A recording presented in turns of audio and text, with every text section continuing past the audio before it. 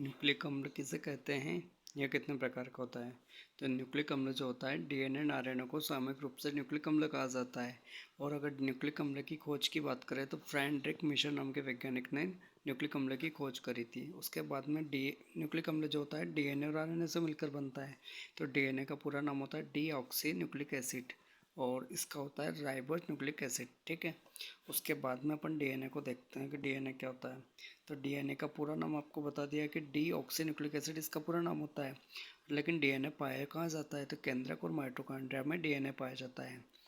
उसके बाद अगर इसकी आकार की या शेप की, इसके साइज की बात करें तो इसका शेप कैसा होता है? द्विकुंडलित होता है, मतलब डबल हेलिक्स होता है ये सा।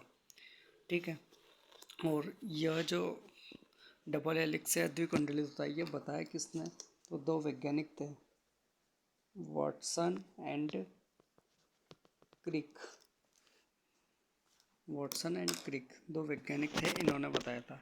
उसके बाद में ये जो संरचना आपको दिख रही है, ये जो तीर का निशान बना हुआ है, ये न्यूक्लियोटाइड होते हैं। तो एक डीएनए में 10 न्यूक्लियोटाइड होते हैं और एक न्यूक्लियोटाइड की अगर लंबाई की बात करें तो 34 एंगस्ट्रॉम होती है और चौड़ाई की बात करें तो 20 एंगस्ट्रॉम होती है। ये जो दिख रही है बीच में, ये चौड़ाई होती है। ठीक है, उसके बाद में डीएनए जो होता है आनुवंशिक पदार्थ के रूप में रहता है और डीएनए जो होता है आनुवंशिक लक्षणों को एक पीढ़ी से दूसरी पीढ़ी में पहुंचाने का कार्य भी करता है।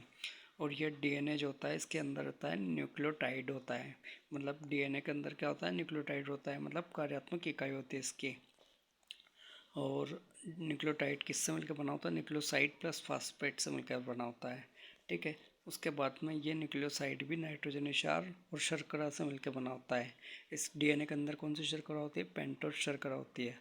ठीक है, और ये नाइट्रोजन क्षार भी दो प्रकार का होता है, प्यूरिन और पिरिडिमिन। ठीक, उसके बाद में प्यूरिन भी दो प्रकार का, एजी और पिरिडिमिन टीसी। मतलब डीएनए के अंदर कौन सी नाइट्रोजन क्षार होता है?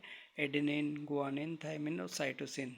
ठीक है, अगले वीडियो में देखेंगे अपन आरएनए क्या होता है।